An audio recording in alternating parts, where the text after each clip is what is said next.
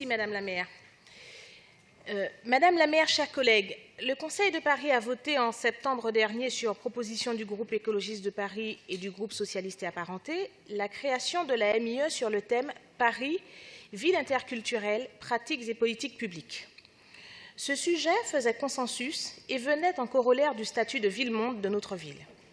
Il nous semblait que c'était là l'opportunité d'apporter de la valeur ajoutée aussi bien à la politique qu'aux politiques publiques. Durant 6 mois, nous avons pu auditionner plus de 80 intervenants, tous plus intéressants les uns que les autres. Et c'est pour moi l'occasion de mettre en lumière l'implication des services et de féliciter et remercier nommément Nathalie Popadiac, chef de la mission information, et son adjoint Michel Desbeaux, ainsi que Marianne Mouly et les stagiaires qui nous ont accompagnés et ont organisé les auditions et les visites de terrain. C'est également l'occasion de remercier Marie Atala qui a présidé cette MIE, dont participé. Certaines auditions ont été plus marquantes que d'autres. Je pense notamment à celle d'Irena Guiderova, directrice du programme Ville interculturelle du Conseil de l'Europe.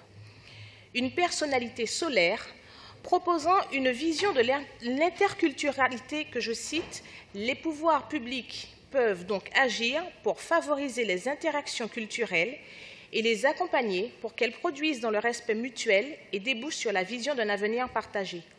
Ils doivent également être disposés à revoir leur mode de fonctionnement pour mieux tenir compte de la diversité de la population tout en préservant les valeurs fondamentales que sont la démocratie et le respect de l'état de droit. » Mais Brice Homs et Jacob Desvarieux, dans un registre artistique, nous ont également donné une vision de l'interculturalité qui s'appuyait sur une expérience très riche du monde, puisque l'un et l'autre en ont fait plusieurs fois le tour pour porter la culture française, l'enrichir à partir des autres cultures et enrichir les autres cultures à partir de la leur.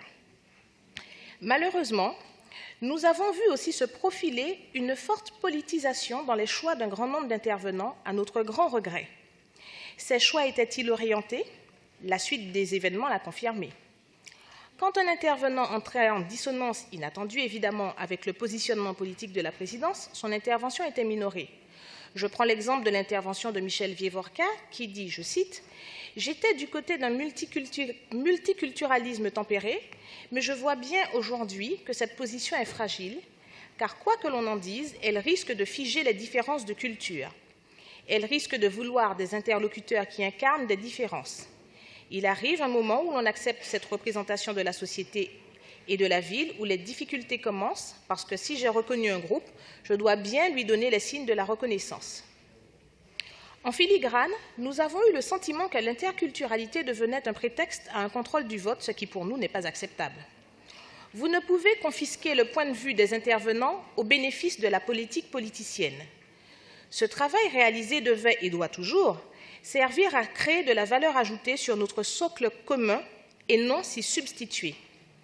C'est là qu'est notre discorde et il est bien dommage que l'intervention clientéliste n'ait pas influencé les préconisations.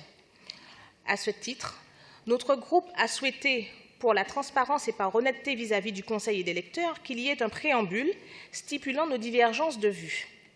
Ce préambule ne remettait nullement en cause l'énorme travail réalisé durant ces mois. À notre grande surprise, le principe même nous en a été refusé par les autres groupes. De quoi avaient-ils peur? Que des lecteurs attentifs perçoivent le clientélisme sous-jacent? Mais en fait, le rejet de ce préambule n'est que l'aveu criant d'un sectarisme qui se veut déguisé en universalité. Tout cela, Madame la maire, nous a amenés à notre corps défendant à faire le choix de ne pas venir vous présenter ce rapport la semaine dernière et à faire le choix aujourd'hui de voter contre. Je vous remercie.